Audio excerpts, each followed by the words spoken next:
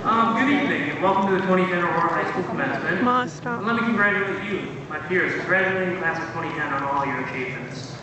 Sadly, before you can formally graduate, you have to sit through 3 speeches delivered by us fine gentlemen. Ergo, I'll heed the advice of my family. Be short, be to the point, and be humble. On that note, I'd like to thank first and foremost my nanny, my parents, and my siblings for supporting all my endeavors, whether they be personal or academic. Secondly, I'd like to thank the faculty of Aurora High School for their commitment to not only mine, but the entire graduating class's success. I'd like to thank my friends for being, well, friendly. And on a quasi-obligatory note, I'd like to thank the administration of the board.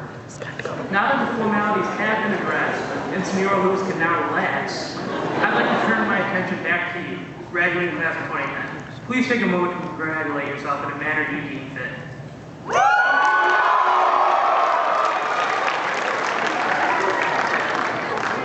Good? Okay. So we attempted to apply a thematic motif throughout our speeches in order to make it legitimate. And we decided on past, present, and future. Being that in person, best looking, I was... Woo! Yeah! After listening to some Motown to get in the past mindset, I realized I really don't have much to say about the past. It remained an enigma I was not ready to solve. So like any high schooler, especially one displaying symptoms of senioritis, I procrastinated until the day before the speech was due. There I was where I had been many times. Farm project, grandparent project, diversity project, or more recently, senior narrative. Then I realized something strange. There are lessons to be learned in the past. Some of us try to forget the past due to regrets and failures, while others try to relive the past due to the misguided belief it was the apex of your existence. Hate it or love it, the past is the ultimate teacher. Sorry, Mr. Ike.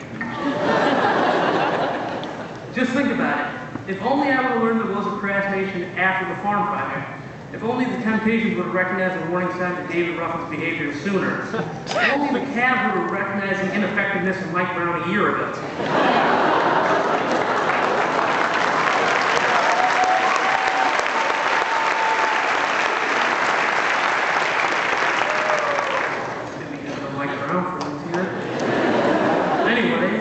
Lessons of the past are numerous and invaluable. The past acts as warning signs on the path to the future. Whether you heed the advice is your own decision, but the influence of the past is omnipresent. The past is not solely our history, but is our present and our future. Where we are now is because of the decisions we made in the past, and where we'll be in the future is dependent on whether we learn lessons from the past.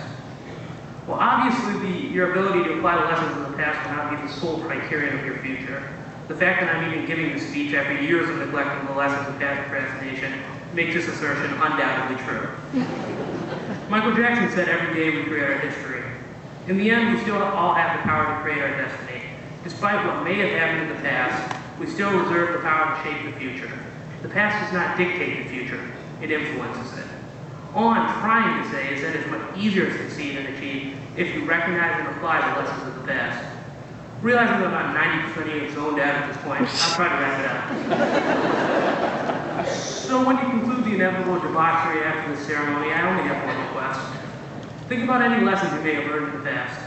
Then think about how this may be applied to your future endeavors, wherever they may take you. Procrastinate if you must, because I don't know, I forget about my own assignment until September 13th. Nevertheless, do it. All the tools for future success can be found in the past, but it's up to you to recognize this. Part of this request seems awfully unnecessary considering you will have graduated and I'm not a teacher. Just try to watch Forrest Gump this summer. It pretty much summarizes the general thesis of my speech in a much more entertaining fashion. Thus concludes my sermon on the past. Ladies and gentlemen, with no further gilding the lily, I give to you the 2010 salutatorian, Mr. Jeremy Frank.